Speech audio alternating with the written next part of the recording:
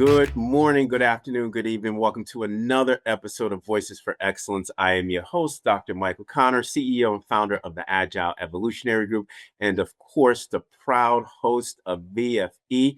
And we are deeply immersed in our Black Excellence series, celebrating Black excellence during the month of February, because of course, we are celebrating Black History Month. And today's guest is just, I tell you this, his calmness, right? His calmness with leadership. I wish I had this, Dr. Jackson, because I tell you, the waves could be going up and down. And Dr. Lloyd Jackson, he is just like, no, we got this. And I always like to reference Dr. Jackson, a quote from a presser from Colin Powell, where he stated that, his colonel, he asked, there was a question about good leadership. And the colonel has said, you're a good leader when people are curious to follow you. And Dr. Jackson, you bring that immense curiosity because people follow you because just your natural leadership style. And today's guest that we have during our Black Excellence series, celebrating leaders like Dr. Lloyd Jackson.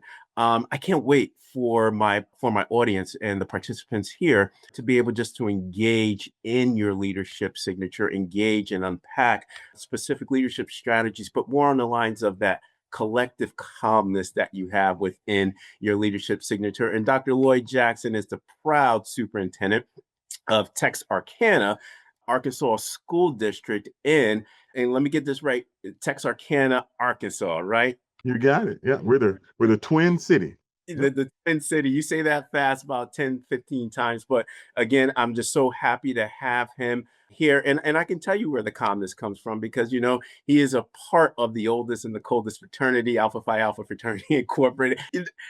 Listen, Doc, I got to get that in. But Nothing like it. Nothing like it. I got to get that in. But let's give a warm welcome to Dr. Lloyd Jackson, appearing on our Black Excellence series, the fourth annual Black Excellence series on VFV. Dr. Jackson, how you doing today? I'm wonderful. I appreciate that. I appreciate the introduction, and you remind me that you never know what people see, and you point out the calmness and leadership, and it's certainly a mantra of mine. My goal, as I've shared throughout my leadership journey, has been I'm kind of like that duck. I look real calm on top of the water, but underneath that water, my feet are just flapping and moving and shaking and trying to stay afloat and making it happen. Because there are in education, as you very well know, there are waves, and those waves sometimes come in crashing in real high. Others, there are calm waters, but at the end of the day, leadership has to stay consistent, has to stay calm, and has to be controlled. And people do follow those folks that they, one, have curiosity around, but also that they trust. And you can't trust someone who is just unpredictable, or who's emotional high or emotional low. In the end of the day, you're going to get. So again, thank you for that. And a reminder that the work that we do is unseen, but is important. Absolutely. Dr. Jackson, you exemplify consistency. I You appreciate that. exemplify consistency and couple that with impact. Your leadership, I tell you, Dr. Jackson, I've been following you for a while now, and it's just been remarkable seeing your growth, seeing you in the superintendent role, and just seeing the impact that you're having. To my audience, we were at NAPSI together, and, I was walking by Dr. Jackson. Dr. Jackson and I had said hi, really quick. And I'm like, Doc, we got to get together. I'll call you. It was like a line waiting for him.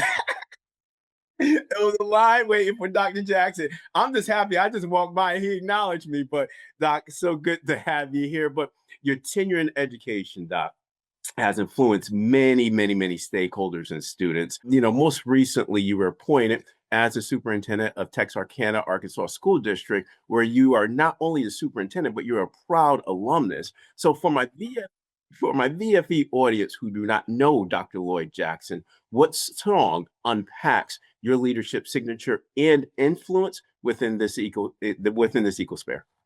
That's a wonderful question, and I love it because it makes you think. And this question makes me think. And I think the song I land on for this question and that unpacks my leadership and my signature around leadership is A Change is Gonna Come by Sam Cooke. The original Change is Gonna Come by Sam Cooke, because it really speaks to perseverance, it speaks to patience, it speaks to hope. And those are all things that we have to have in public education. And when you start talking about leadership, and the systems work that goes along with it, you're not going to have quick wins. You're not going to have all the applause, but this really is work that you have to believe deeply that change is possible. May not see it right now, and then even progress may feel slow, but change is going to come. And when you start talking about being as a superintendent, especially an alumnus, and leading in my home district, you got to believe lead with that belief that the transformation is coming. It takes time for sure. It takes courage. It takes trust. It takes consistency. But if we're going to do this song reminds me that meaningful change doesn't happen overnight, but it does happen when you're anchored in the purpose. And so Sam Cooke's "A Change is Gonna Come" is that mantra for me in this leadership world. To my VFE audience, that answer that Dr. Jackson provided to us, that is, I mean, that is basically your introductory course to defining what leadership is. And I really love how you unpacked it, right? Change is going to come, very, very meaningful song, right? When we think about it. But I really love the themes, right? The notes that you presented, how a change is going to come. When I think of this, especially this paradigm of the AC stage of education after COVID-19, where we have to have intentional transformation to be in alignment with our new learners. I always say Generation Alpha, Generation Beta, perseverance and hope, right? We have to have kind of like this underlay of perseverance and hope as we're going through the transformation process. But within leadership, what I love the phrase that you said is not, there isn't quick wins, right? Change is going to come when you're anchored in the purpose, but progress is slow and it takes time. And when we think about how the model is constructed, right? When we think about curriculum, when we think about instruction, when we think about pedagogy, systems and structures, the critical nodes within the operating model, when we think about transforming that to be in alignment with what I say, this 22nd century lens, 22nd century systems in alignment to Generation Alpha and Beta, we have to have consistency, we have to have the courage, we have to take time. And again, what really resonates with me, Dr. Jackson, is you have to work, your transformation work has to be anchored in purpose. Well stated, good brother. A Well, thank change you. is going The to change is come. gonna come. It's going to Yeah, come. it's gonna And come. listen, it's going to come no matter what. We have to, because our students, Generation Alpha and Generation Beta. Now, I know that this is, you're completing your first year as superintendent of Texarkana, Arkansas School District. But during your listening and learning tour, right, you frame these emergent trends into three strategic priorities, which I thought Dr. Jackson was, wow, really captivating. Where now it's really focused, right? When we think about, I think it's Fullen's work, right? That had Focus, or Smoker, one of Smoker Fullen's work around the book Focus, right? Your work, the strategic priorities within your district, is really focused to these three core areas of literacy, behavior, and chronic absenteeism, right? Now, those are being leveraged within your strategic plan. But how now? I want to really unpack your strategy or your strategic approach to this. How did you start concretizing those three strategic priorities into the cultural frames of your district? So now every single stakeholder, leadership, classroom practitioners, your executive cabinet team, your board of education, how did you create that culture around those organizational essentials? Yeah, so we start thinking about the work that we do. I did a lot of listening, and I did that intentionally. When I first got here, I said, I'm going to do three things. I'm going to listen, I'm going to learn from what I've what I've heard, and then we're going to lean in. And so we're certainly in that lean in phase now after we listen. And there were a lot of aspirations within our system. People are excited, one, about change, but they also recognize, and certainly when you get in the middle of it, that change can be challenging.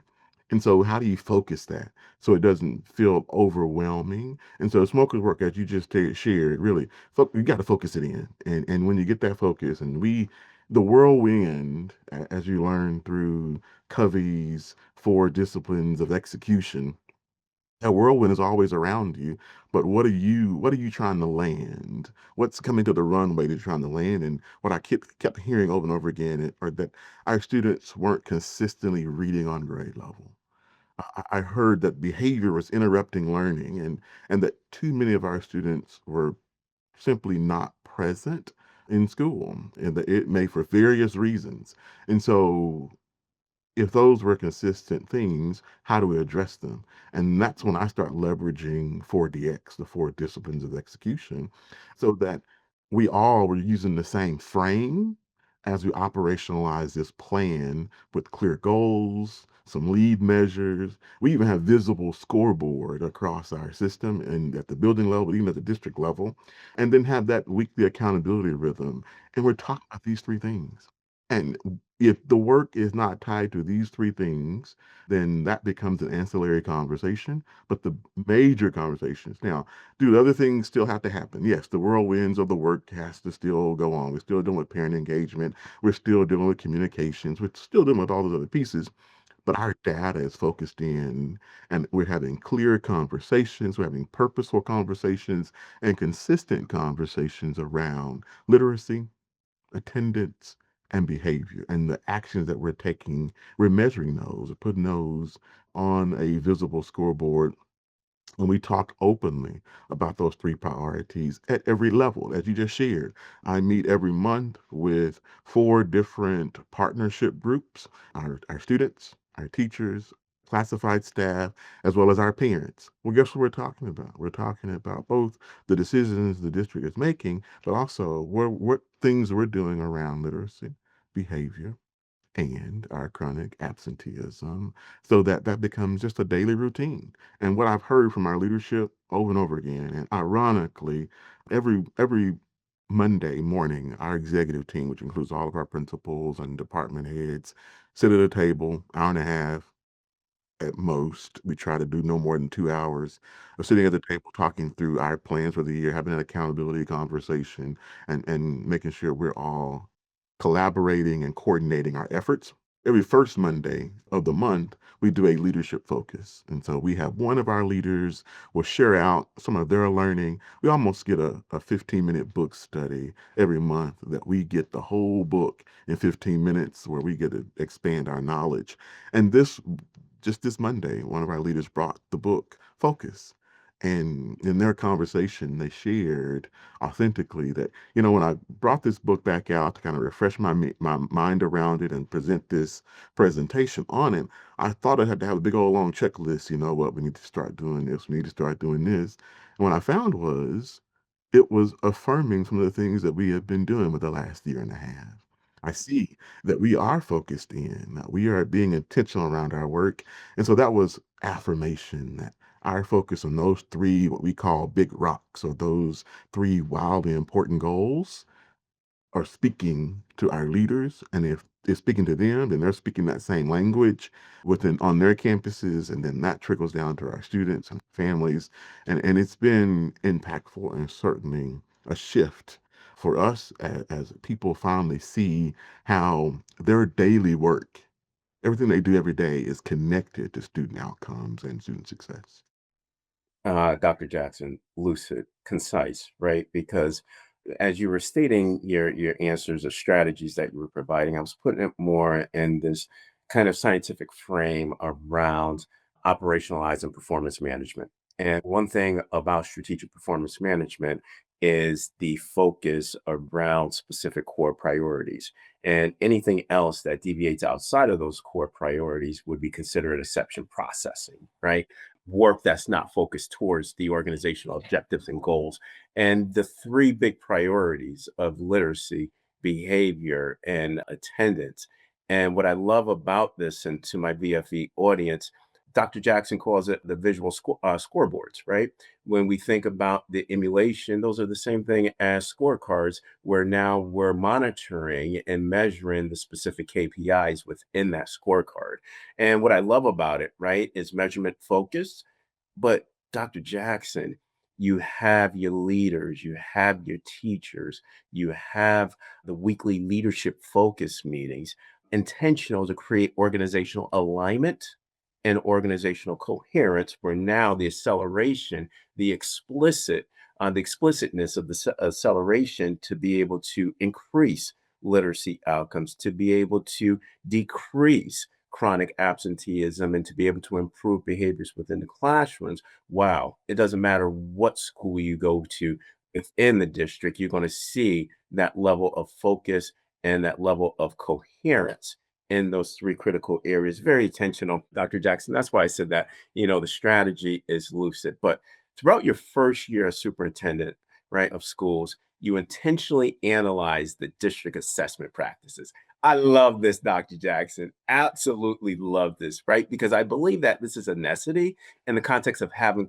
clarity on obtaining clean data to improve systems and outcomes based off of your three priorities. But Dr. Jackson, really want to unpack your IP, your intellectual property, with this. First, from a lens of inquiry, Doc, how did your investigation lead to systemic organizational changes to improve instructions and system level outputs? And then second, Doc, what does effective data literacy look like in your district after your findings and recommendations were disseminated to the board and to your stakeholders within the organization? Well, I'll tell you, in this listening conversation, I listen to students, I listen to parents, I listen to our educators, and certainly our district leadership. And what I learned was we had the drip, and not the drip in the good way, right? We were data rich, and we were information poor. We had a lot of information. I mean, a lot of data, but we didn't use that data to really drive instruction. And for a district that has 3,700 students, seven K-12 campuses and a pre-K center, we were literally a system of schools. So what one school was using as a data point, another school may or may not. And so you may have had accelerated reader over here, but not another campus. You may have seen it iReady approach at this campus, but it was not systematic across our system. And so even within our data approach, we said, how can we make this a system where it is a school system instead of a system of schools that are individual. So we had to streamline our assessments and certainly make sure that they had instructional relevance. If we're going to give it, what are we going to do with this particular data? And how is it going to impact instruction or student outcomes at the end of it? And so we had to have clear assessment purposes. Why are we giving this? How are we? And then we had to normalize or calibrate our vocabulary around it. What is a common formative assessment? Because it looks different depending on who you were talking to, but we all had to have the same language and then the same expectations around that, which helped our data literacy. What are we looking at? Why are we looking at it? And what is it that we hope to get from this? And then if we're given an assessment and not using the data from the assessment, then let's stop giving the assessment because there's no point in the assessment. And so when we get to this space of what does effective data literacy today in TASD, Texarkana Arkansas School District, look like, and what does it mean? It really means that our teachers and our leaders, in large part, can explain what the data says, why it matters, and what they're going to do with it next without necessarily having to have a whole spreadsheet in front of them to do that. It is they've studied the information, they understand it, they have really assessed it in a way that they've internalized it. And then from there, they're able to talk through it and put it into practice in their classroom. And data is no longer this compliance exercise where I got to give this assessment, but it becomes a conversation tool focused on improving instruction and not necessarily judging people. We're not pitting schools against schools, we're saying what practices are going well. Because if we can see that this particular instructional material is working really well across our system, we keep moving that forward. But in this data review, we also realized that our curriculum had some shortcomings. And so we're saying students are failing on the same standards. Well, that can't just be a teacher issue. It across our system, we have a deficit. Where is this being taught? How's it being taught? Wait a minute. Our curriculum doesn't contain that explicit particular standard. And so it really has caused us to come back to the table and have a lot more refreshing, a lot deeper a conversation around even our curriculum, what we're putting on the table as resources. Love that, Dr. Jackson. And I find that many learning organizations, domestically and even internationally, because we have international viewers as well, I'd say the same thing. It's pretty much a problem of context with the drip, right? And we're not talking about pop the collar drip, not the alpha drip, right? Not the alpha drip. But you're so right with that because a lot of learning organizations, a lot of networks are data rich, but information poor. And that's where creating, I like to say, the shared capital around efficacy with the utilization of the data to make sure that we're asking these high level catalytic asking catalytic level questions, right? Where now not only are we creating this alignment, as you did so nicely, strategically, building data literacy, right? Embedding that within the cultural trends of your district to build that data literacy. What I love the statement that you said was that we're moving beyond data compliance. And that's where we see a lot of practices, embedded practices within our learning organizations where it's just more data compliance, i.e., I have to administer this formative assessment. I have to review this benchmark data. But what I loved with the practice that you implicitly articulated was that now that data literacy, that data alignment around shared mental models that we're saying the same thing across the learning organization where it became problem seeking to problem solving, right? Because that's what data always does. When you start to really unpack the layers, move from that symptom level to get to that root cause level, you start now analyzing the data, synthesizing that information where it becomes a problem seeking endeavor to now problem solve to be able to curtail the problems of practice within your learning organization. I always say this, Doc, data is much more richer than money to a learning organization, Indeed. Indeed. Indeed. and people, when I say that, I'm like, well, if you think about it, the information that you have that is embedded within the data is having a transparent conversation with us. We can find, like you said, practices that become outdated where that we can they can become obsolete practices where now we're putting in more resources or repurposing resources back into our strategic priorities, i.e. literacy, chronic absenteeism, and behavior. So, but Doc, I want to talk about the AC stage of education and the rationale of why I always want to talk about the AC stage of education because I'm trying to create this strategic urgency that we have two new set of students, Generation Alpha and Generation Beta within the pre-K 12 continuum. So, and to support Generation Alpha and Generation Beta, we have to have strategic partnerships and alliances to truly advance this overarching theme of global readiness. These partnerships, right, that, alliances, they have to be rooted in innovation to shift away from the legacy paradigm. You know me, Doc, I'm this disruptor where we have to move away from the fossilized industrial model. But what approaches that you have used to lever strategic partnerships with community organizations, nonprofits, innovative stakeholders, higher education, or even other entities for impact to advance the organizational objectives around behavior, literacy, and chronic absenteeism?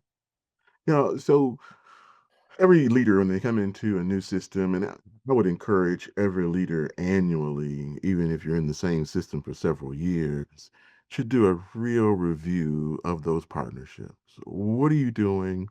Why do you have those? And what is it benefiting? And as you look through that, I think there are three lenses from which you should look.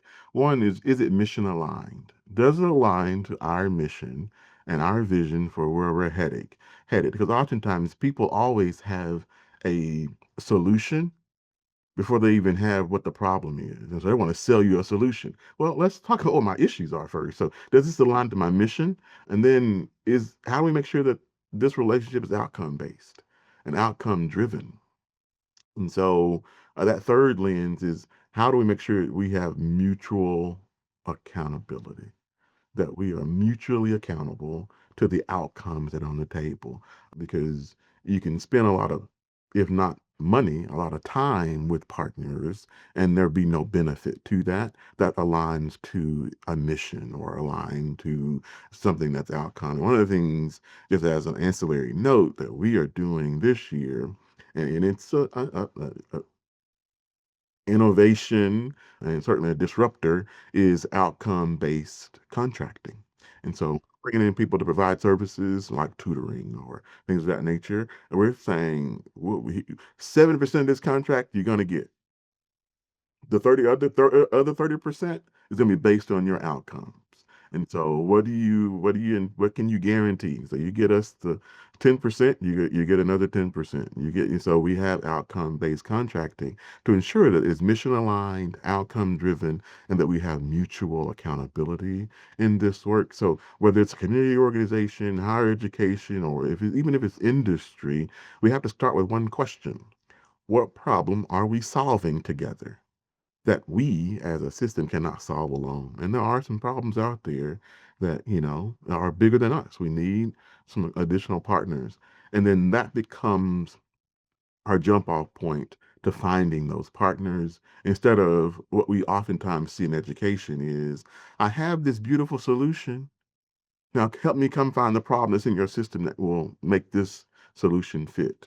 And then when you do those things, have mission aligned, focused, outcome driven, and then mutual accountability, innovation happens. It happens within those partnerships because those partnerships are embedded in instruction. They're embedded in student supports. They're embedded in real world learning. And they're not just something that's just laying on top of those things, but they're embedded in a part of that work. And so that accelerates everything. It accelerates the work that you're doing, and it does not create a distraction.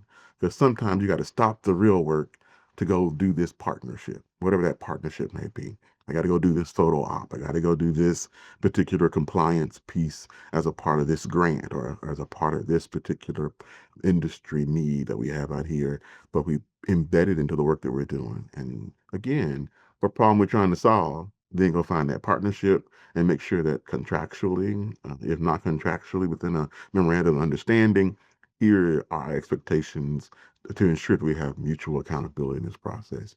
We're bringing this to the table and expecting, and then you're bringing what to the table and expecting. Then how can we ensure that at the end of the day, we're focused on the outcomes? How is this driving more students to be at school and to be at school on time? How is this driving better behavior in the classroom and teachers being able to get further along in the instruction? And how is this driving improved literacy? And we have just in our short time, a year and a half here, we have some real tangible partnerships that have just been phenomenal. And I look forward to seeing the fruits of those. If I said them, people wouldn't understand it because they're local things. But we had a community organization that works with first through seventh graders called We Are Washington. They're pouring into character building, they're pouring into developing students within the team sports world and working as a team and collaborating that directly impacts students. Because, if the students are engaged and they're active, they're more likely to show up to school. They're more likely to get engaged in school, and they're certainly more likely to graduate. Then we just launched what we call Bright Tracks for our Razorbacks. And what that is that really is Little Backs Bright Tracks is what we called it. Little Backs Bright Tracks with the Razorbacks. And well, that is us partnering with the local hospital and our United Way. Every newborn is getting a QR code to connect with us. So those parents, we're saying sign up. And when you sign up, we're going to ship you off a nice little box that has a onesie for the baby that has our logo on it. It has a nice little blanket that's warm and fuzzy for the baby. But more importantly, and the real connecting piece we want to have is that that child from age 0 to age 5 will get a book every month. And that's the partnership we have with the Texarkana Greater United Way, as well as the Dolly Parton Imagination Library. And so those are kind of partnerships we're saying, how does it impact us? One, I got students reading early, getting involved in literacy. Their first teachers are their parents. So how do we ensure that they have the success or the tools they need to be successful along that? So I can go on, but when you start talking about those partnerships, how are they meaningful? How are they mission driven? How are they outcome based and outcome driven? And then certainly, how do we have this mutual accountability in that process? Yeah. To my audience, Dr. Jackson, we use this, and I say this pretty much every single episode. We use this as an asynchronous professional learning tool for leaders, for teachers, for ed tech companies, startups, organizations. And this is a professional learning tool that's self-directed learning. And to my audience who are ed tech organization leaders, CEOs, startup founders, organizations, please rewind this answer back, right? Because Dr. Jackson essentially contextualized how organizations, how ed tech companies should form partnerships with learning organizations, superintendents, and boards of educations.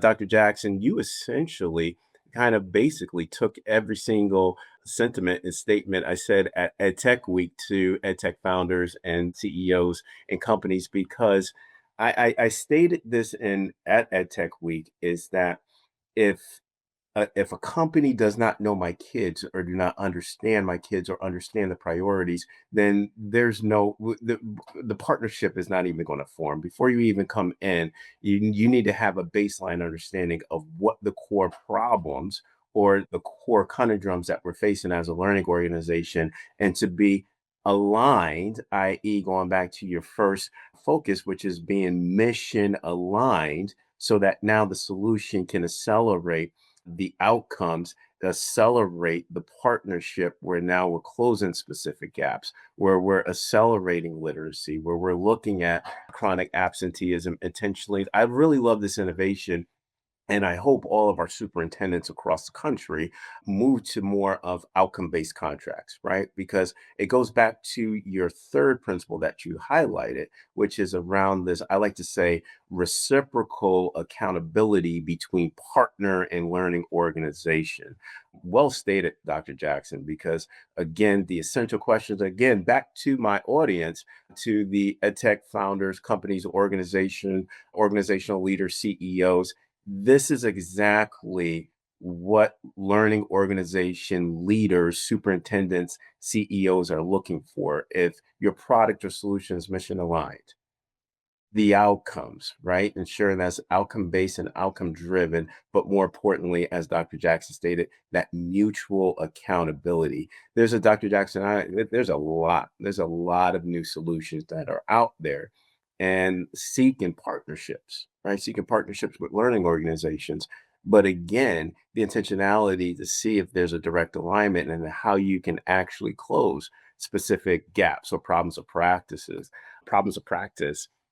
within a learning organization is so essential. So thank you for that answer, Dr. Jackson, because again, my audience can be able to take that and be able to now start looking at what are those critical issues that we're trying to address within the learning organization. So Dr. Jackson, I'm going to talk about artificial intelligence because AI is becoming, I always like to say, is becoming ubiquitous within education simply for the fact of the impact that technology have within Generation Alpha, Generation Beta, in their naturalized economic demand or economics.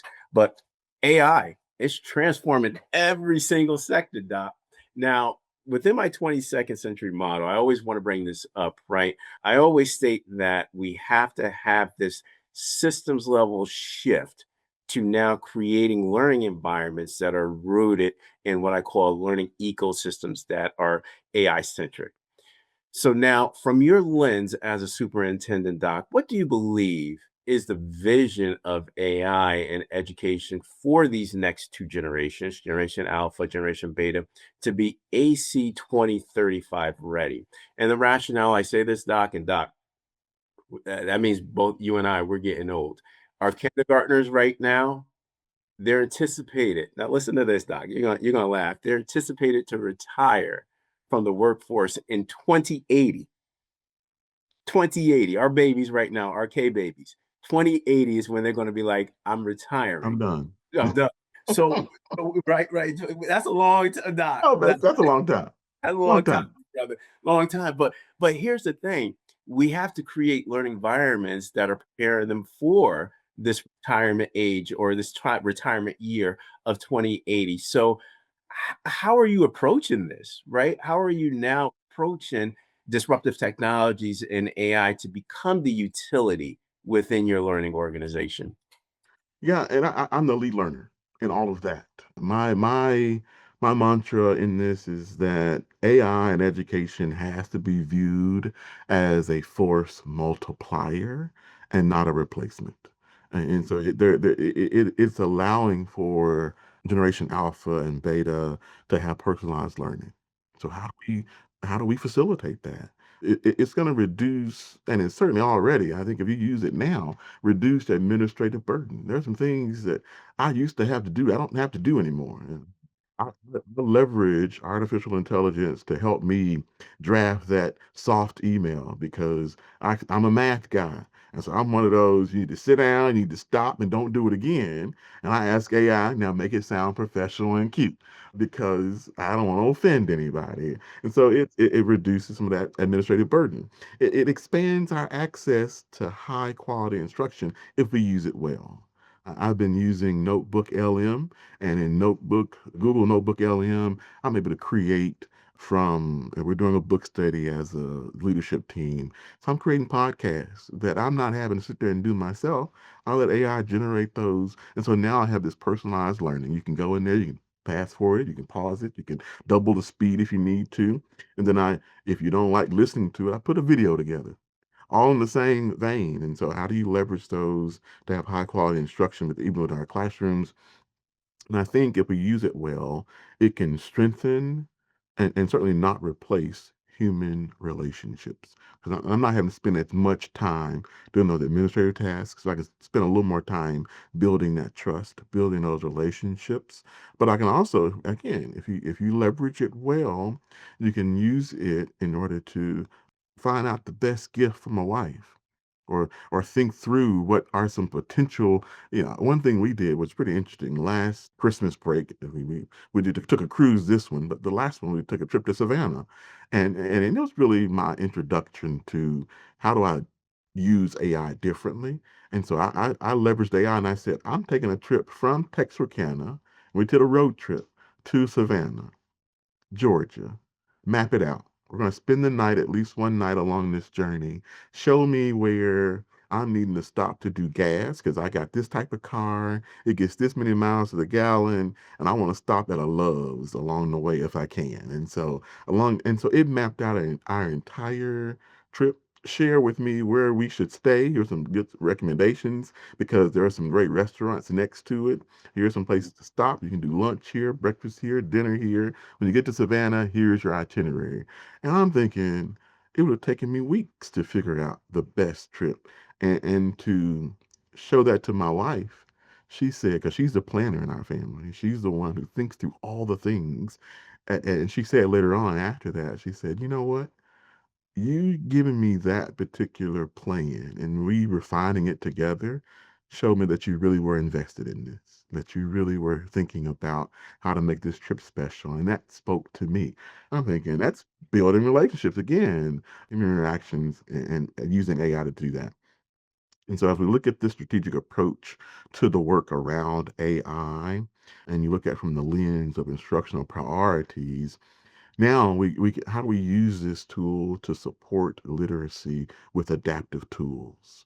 You know, a teacher can only do so many things, but how can I leverage the use of AI to adapt a text or to either increase rigor or bring it to that student's level and give them the scaffolds they need in order to get to the right level of that particular text. And then from the second and third worlds of where we are when it comes to attendance and behavior, I'm using, and I learned this even at NAPSI. Went to an attendance workshop, and she was using AI to analyze the attendance worksheet for her campus, and they were able to, once a student dropped below a certain level of absenteeism, so you had 90% and you start getting dropping down to 80%, it triggered some automatic functions to send a text message to the principal saying, check on these students that was able to send an email to the teacher, make a phone call home. And if it got to a next level, it could be talking to interventionists saying, these students need to be on your radar to go check in on without having to go and look at the spreadsheet every week. You update the spreadsheet and then those triggers happen using AI. Same kind of conversation can happen with the behavior and looking at those trends. And then we oftentimes want to give feedback. Let's just say lesson planning, or you go into a classroom, you got a lot of notes around what you're seeing in the classroom, and the synthesizing of those notes really become the big lift or the heavy lift of it. How do you leverage AI? You put that in there and say, what are the two things I want to focus in on here? I need two glows and a grow, because you have to have that sandwich approach to it. And so, how do you help you brainstorm through those kind of things? And so, as you look at this AI approach, you have to be intentional. But I think the other thing we have to be is ethical as we do this work. It has to be student centered. And we got to remind people that AI is not a strategy. They're just learning outcomes. There's opportunities to have some outcomes through AI and using it as a tool. Yeah, I love how you state it as a tool. Dr. Jackson, I always say this, right? That the superintendent, the CEO, executive director, whoever it might be, is the lead learner of that organization. It's the lead learner of that organization. And I think that during this time or this paradigm where artificial intelligence, disruptive technologies are becoming ubiquitous within our naturalized worlds and our educational worlds, is that you have to be the lead learner to exemplify. I always like to say experimentation, iterations around strategic adaptations, and this force multiplier, as you talked about. What I love about this, right? That the tool, right? The tool is AI. You gave this macro level perspective of what I always state is Moore's law, right? That we have to have that equilibrium between humans and machines. Educational context is between our educational stakeholders and disruptive technologies and AI. Doc, the it's phenomenal. Generative artificial intelligence, right? Large language models, generative AI reducing workload, providing explicit feedback because the precision that AI can get to a student's zone of proximal development, the precision in the context of differentiation, if we want to bring in Dr. Thomason's work around content process and product, scaffold and rigor so students are able to master specific segments to reach that standardized or the standard objectives. I just think that now just being intentional where we can actually define quality and efficacy of instruction pedagogy when we align it intentionally with our practitioners and the utilization in our classrooms. I love how you stated it, right? It is a tool to strengthen the obtaining various degrees or reaching various degrees of the knowledge taxonomies, and moreover getting to that personalized level, i.e. addressing students modalities. I see a lot of learning organizations and leaders, Doc, not taking that strategic initiative where now it's like, oh, AI is not adopted in our district, and or AI is not allowed in our classrooms. And I'm like, okay, well, we have to think about alignment in the context of preparation, whether it be readiness or preparation for Generation Alpha, Generation Beta for when they graduate high school, Doc, 2038, when they graduate or when they decide to say, hey, I'm done, I retire, 2080. Man, oh man, when I saw that, I was like, our kindergarten student, 2080, where am I going to be at? But Dr. Johnson, last question, and good brother, I'm going to limit you to 3 words with this, but take it how it is. Please expand on it when necessary. What 3 words do you want our audience to leave today's podcast with regards to Generation Alpha, Generation Beta, global readiness for 2035? Yeah, yeah. So, and you've heard these words a few times even throughout our conversation, I think. And my first word is intentional. We have to be intentional with it. Adaptive. We have to adapt. Either we're gonna adapt or we're gonna be adapted, right? And then it had to be we had to be human centered at the center of this. I know we get so afraid of technology and what it might do or what it might replace, but at the end of the day, these aren't brains. They're doing what we ask them to do, and it's certainly human centered, and the work around it is human centered. And these 3 words, as we look at them, will determine whether education evolves or if it gets left behind. Got to be intentional, adaptive, and human centered. Doc, intentional, adaptive, and human centric. Thank you, Dr. Jackson, for coming on VFV. If any of my audience members want to get in contact with you, expand on various strategies, organizational priorities, how you're leveraging your scorecard and alignment with strategic measurement to KPIs, how would they be able to get in contact with you? And so I am on every social media platform, and most of those I'm with the same handle of Jackson EDD. And so that's LinkedIn, that's Facebook, that's Twitter X, that's Instagram. You fill it in, I'm there. But also, it's simply my first name, last name at TASD7, the number 7.net is my email address. Happy to connect with whomever. Dr. Jackson, again, I adore your leadership. I adore you not only just as a fraternity brother, I adore you as a leader just because of the impact that you bring and then the influence that is underscored within your leadership signature. Thank you for everything that you do for your students, your community, and also the leaders that you mentor across the country in impacting their individual leadership signature. Well, thank you. My complete pleasure. Absolutely. And on that note, onward and upward, everybody. Have a great evening.